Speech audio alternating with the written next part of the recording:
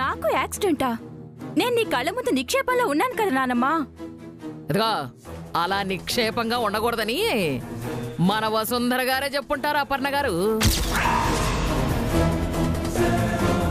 వసే వసుంధర, ఇంతకు తెగిస్తావే నువ్వు? కొంచెం కూడా అభిమానం ఉండదటే నీకు?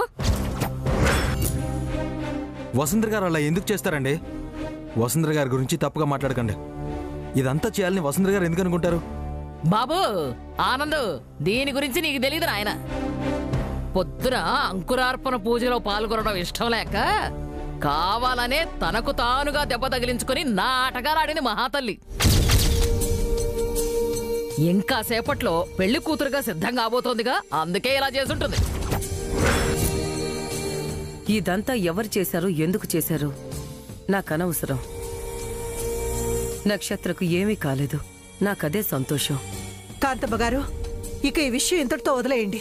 మేం వదిలేస్తాం సుచిత్ర గారు, కానీ మా వసుంధర వదులుతుందా మిమ్మల్ని? కాంతమ్మ గారు ఏంటా మాటలు?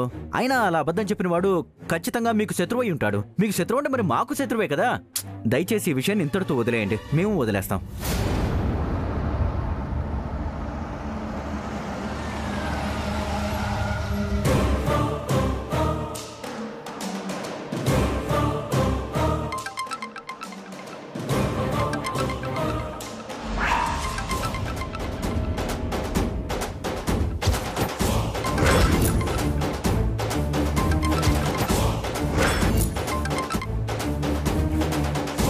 ఏంటి వంశీబాబు ఆలోచిస్తున్నావు? మళ్ళీ ఆ రాంగ్ కాల్ చేసేవాడేనా? ఇటు వాడి సంగతి చెప్తాను. లెఫ్ట్ చేయి వంశీ. అలాగేనమ్మా. మురళి గారు, వంశీ సార్ని తీసుకొచ్చేసాను. ఓ ఆహా, చిత్రసేన్ గారు, సరే అలాగే అలాగే. నాకు ఒక 5 నిమిషాలు టైం ఇవ్వండి, నేను ఆలోచించుకొని చెప్తాను.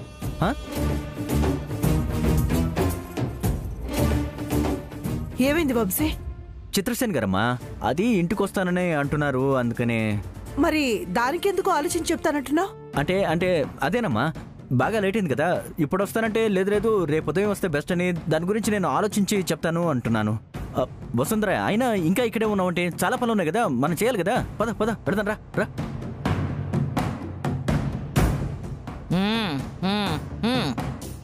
చొరకత్తిలా ఉండేవాడు వంశీబాబు, తలతెక్కగా తయారు చేసింది ఇవిడే. అసలు మన గురించి ఇంత బ్యాడ్ గా చెప్పిన వెధవ ఎవరై ఉంటారు కాంతమ్మా? ఇంకెవరు? మీ శ్రేయోభిలాష్ ఉన్నాడుగా, జోగేంద్ర. ఖాళీగా ఉన్న ప్రతి ఒక్కడు సోషల్ మీడియాలో బిజీగా ఉన్నట్టు ఏం తోచక ఇలాంటి పెనుమార్పులు సంభవించేలా చేస్తూ ఉంటాడు. అయినా వాడెందుకు ఇలాంటి పనులు చేస్తాడు? నీ అనుమానాల్ని అందరి మీద రుద్దక ఆనంద్. ఏమైంది మురళి గారు? చిత్రసేన్ గారు ఏమన్నారు? చిత్రసేన్ గారు వంశీ సార్ని ఆల్రెడీ తీసుకొని వచ్చేసేసారు.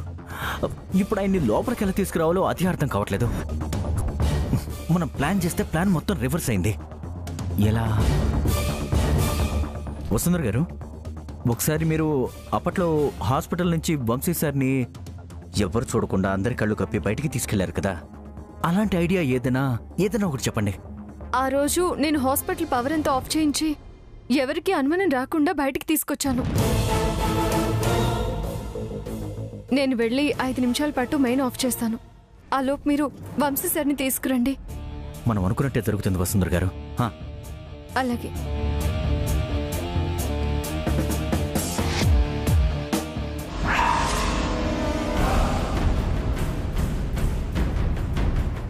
రే శంకరం, పవర్ కట్ అయిందిరా, ఏం జరిగిందో చూడు.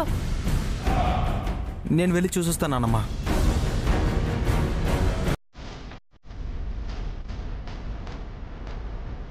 ఇది కూడా దుర్మార్గుడే చేసిన పనిలాగే ఉంది. నువ్వు ఉండు కాంతం బామ్మ.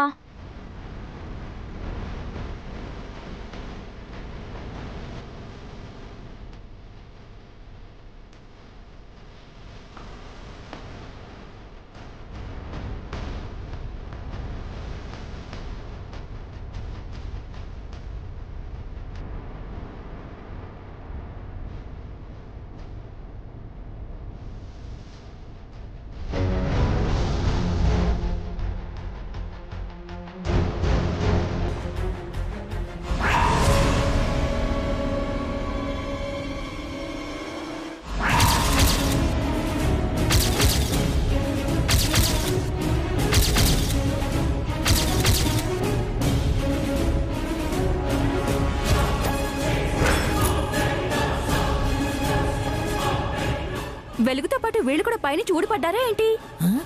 ఏంటి ఆనంద్ బాబు, నువ్వు ఒక్క అడుగు కూడా ముందుకు వేయలేదు, అప్పుడే వెలుగొచ్చేసింది. దాంతో పాటు వాళ్ళు కూడా వచ్చారు.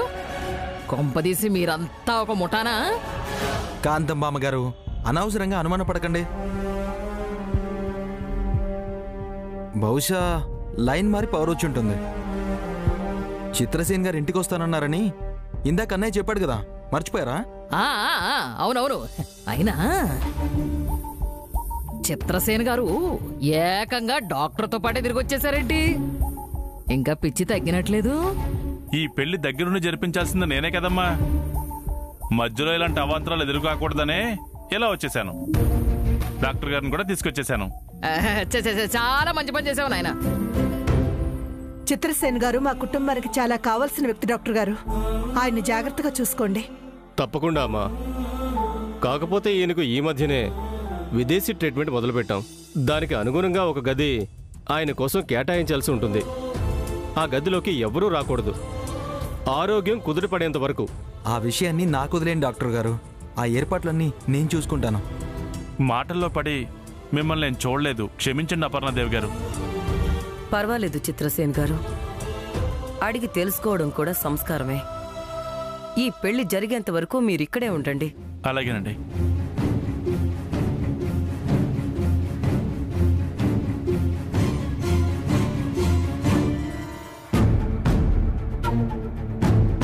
మీరేంటి బాబా, అప్పట్నుంచి కదలకుండా నలుగురు అలాగే పొజిషన్లో నిలబడ్డారు?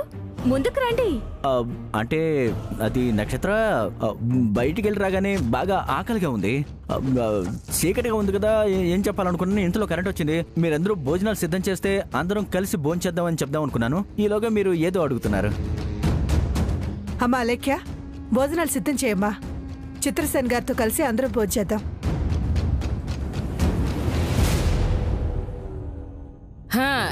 ఇంకా అట్టా చూస్తా నిలబడతావేంటి పిల్ల? పద, ఆకలేస్తుంది, భోజనాలు అంటారా?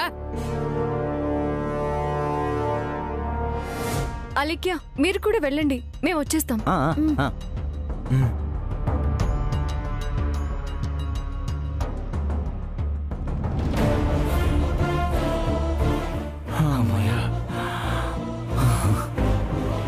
వసుంధర గారు, తొందరగా వంశీ సార్ని రూమ్లోకి షిఫ్ట్ చేద్దాం.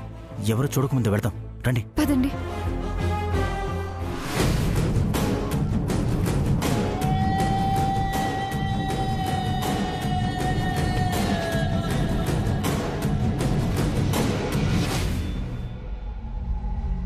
నక్షత్ర, నిన్ను చూస్తుంటే పని పూర్తయినట్టుంది.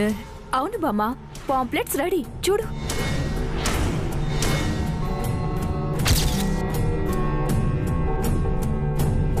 మిత్ర మల్టీ స్పెషాలిటీ హాస్పిటల్. నరాల బలహీనతకు గాని, మెదడుకు సంబంధించిన ఏ వ్యాధినైనా నయం చెయ్యగల డాక్టర్ మిత్రా గారు వైద్య సేవలు అందించడానికి ఫారెన్ నుంచి సిటీకి వచ్చారు.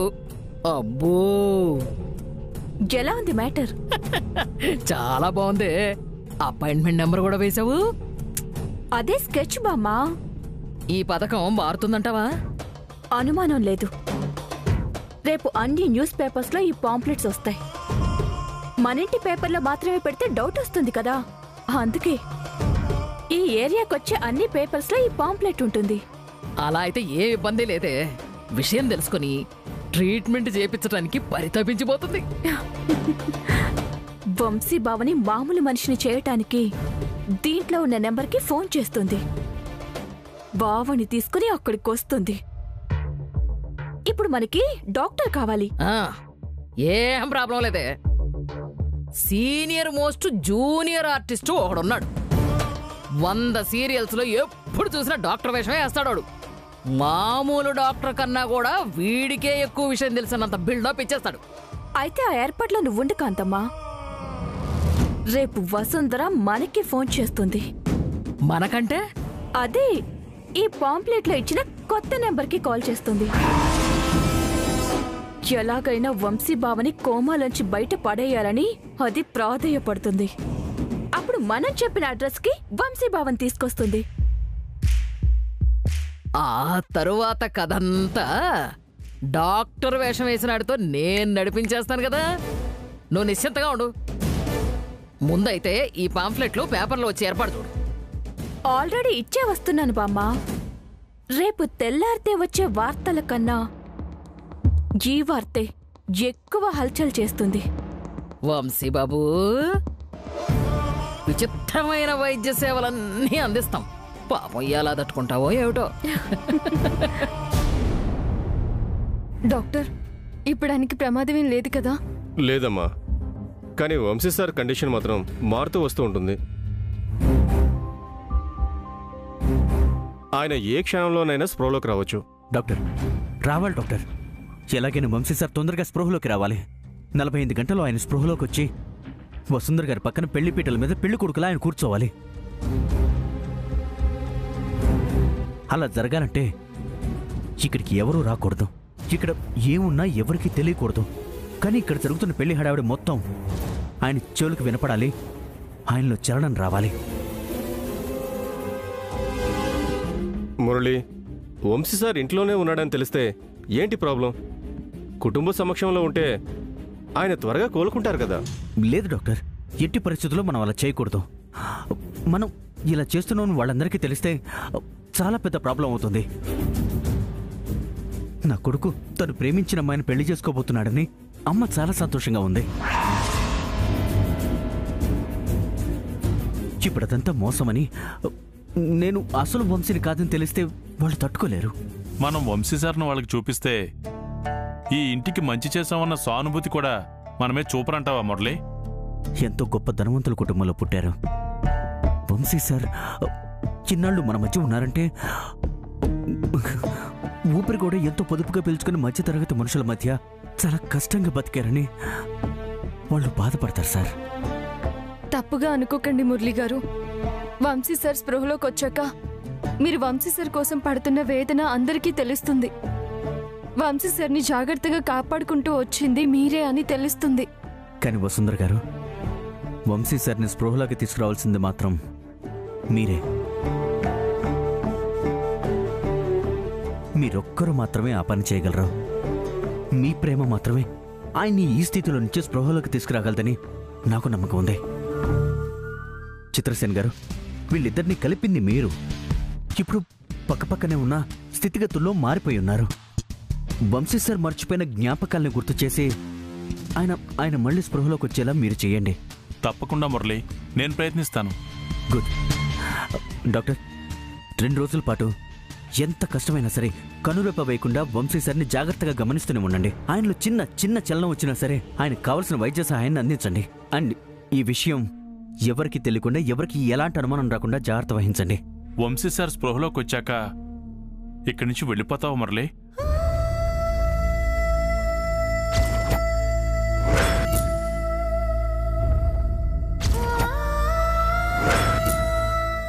ఇంకో 48 గంటల పాటు వంశీ సార్కి స్పృహ వచ్చేంత వరకు ఈ మురళి వంశీగా ఇక్కడే ఉంటాడు. వంశీ సార్ స్పృహలోకి వచ్చి తను ప్రేమించిన తన వసుంధర గారి మెళ్ళలో తాళి కట్టేటప్పుడు అప్పుడు నా బాధ్యత పూర్తి చేసుకుని వెళ్ళిపోతాను. ముహూర్తం సమయానికి అమ్మగారికి ఇచ్చిన మాట ప్రకారం జోగేంద్రను పెళ్లి చేసుకుని వెళ్ళిపోవాలా? అక్కర్లేదు వసుంధర గారు. నేనుండగా మిమ్మల్ని ఎవ్వరూ ఇక్కడి నుంచి తీసుకెళ్లలేరు. ఎవ్వరి మాటల్ని మీరు పట్టించుకోకండి. వంశీ సార్ స్పృహలోకి వస్తే ఆయన్ని చూసి ఆదరించేవాళ్ళే తప్ప ఎదిరించేవాళ్ళు ఎవరూ ఉండరు.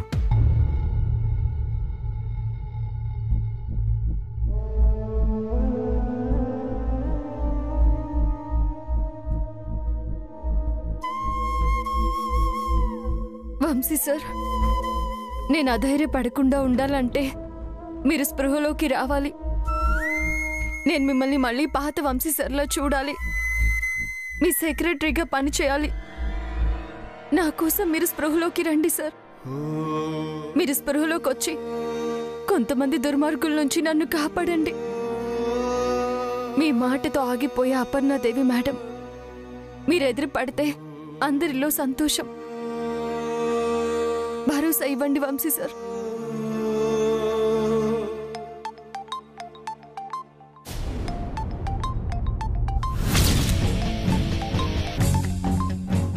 ఎవరు వసుంధర గారు? జోగేంద్ర. వాణి నేను ఆవేశపడక మురళి. వంశీ సార్ని ఇక్కడికి తీసుకొచ్చిన విషయం వాడికి తెలిసిందేమో. వసుంధర మాట్లాడి తెలుసుకుంటుంది. నువ్వు మాట్లాడు వసుంధర. హలో. మొదటి నీ మాట నెలనే ఆగిపోయాను. ఏం చేస్తున్నావు బంగారం? ఆయన నా గురించి ఆలోచిస్తున్నావు కదా. ఇంకో 2 రోజుల్లో పెళ్లి కదా. ఇదిగో ఆ తర్వాత జీవితాంతరం ఈ పక్కనే ఉంటా. బంగారం, నీ మెళ్ళలో 3 ముళ్ళు వేసే టైం వచ్చేసింది. అస్సలు వదులుకోను. ఇదిగో ఇదిగో ఇదిగో నీకోసం కొత్త ఇల్లు కొన్నా. మనం పెళ్లి చేసుకుని హాయిగా షికార్లకి సినిమాలకి వెళ్ళొచ్చు. ఇటువంటి రే జోగేంద్ర. ఏంట్రా డూప్లికేట్? నా పేరంటే నీకంత మక్కువ, మరి నొక్కి మేరీ పిలుస్తున్నావు? నీ చావు దగ్గరలోనే ఉందిరా జోగేంద్ర.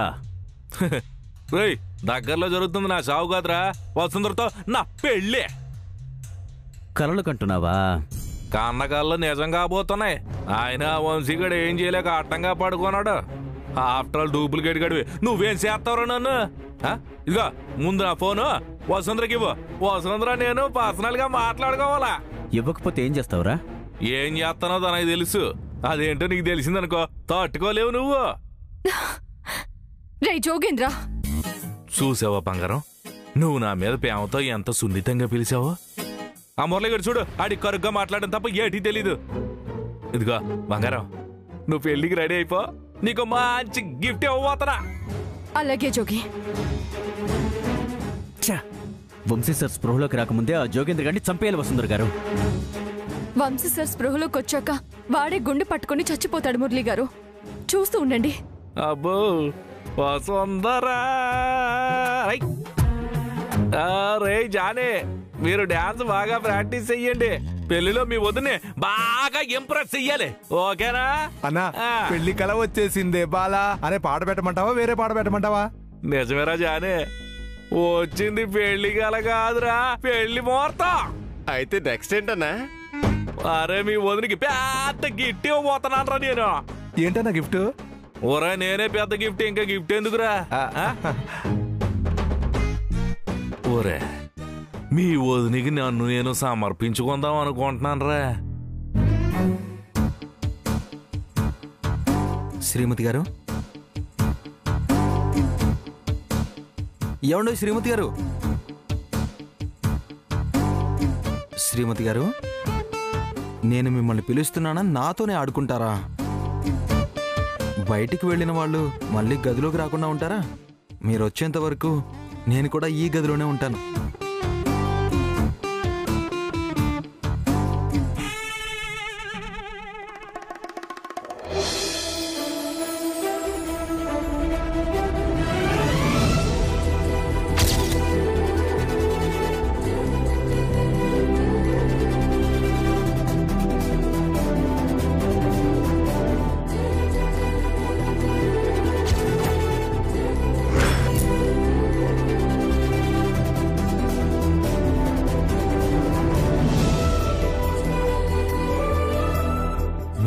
మంచివారు శ్రీమతి గారు. పాడైపోయిన పూలు మన మధ్య ఉండకూడదని పల్లెల్లో తీసుకెళ్లి మరీ పడేస్తున్నారా? హనీమూన్ అంటే చిరాకు, యూరప్ అంటే వద్దు అన్నారు. మన మధ్య ప్రేమ విహార యాత్ర ఇలా కొనసాగిస్తున్నారన్నమాట. అంటే ఇదే ఇదే ఇదే మన తొలి రాత్రి అన్నమాట. ఎంత బాగుందో. ఆహా, మీకు నచ్చిందా?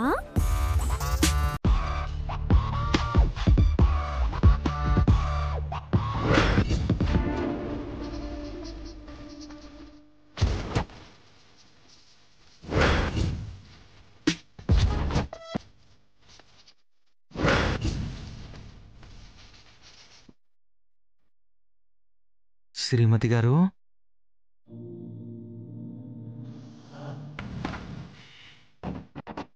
ఇంత అందం మీ ముందుంటే ఇంకా గారు ఊరు పేరు అంటారేంటి శ్రీవారు? ఇదంతా మీకోసమే రెడీ చేశాను. ఈ వరద బాధితులను ఆదుకోవాలని మీకేలా అనిపించింది శ్రీమతి గారు? అది నా బాధ్యత శ్రీవారు. అంటే మన హనీమూన్ కూడా మనం అనుకున్నట్టే చేద్దాం అనుకుంటున్నారు కదా. మరి యూరప్ టికెట్స్ వృధా అయిపోతాయేమో. ప్రపంచంలో గాలి స్తంభించిపోతే గాల్లో తేలిపోయే పక్షులు ముందు ఎగరాలనుకుంటాయా బతకాలనుకుంటాయా? ఇలాంటి ప్రశ్నలతో ప్యారడీ చేయకుండా లెక్క గారు. గుండెల్లో నుంచి ప్రేమ పొంగుతూ వస్తుందండి.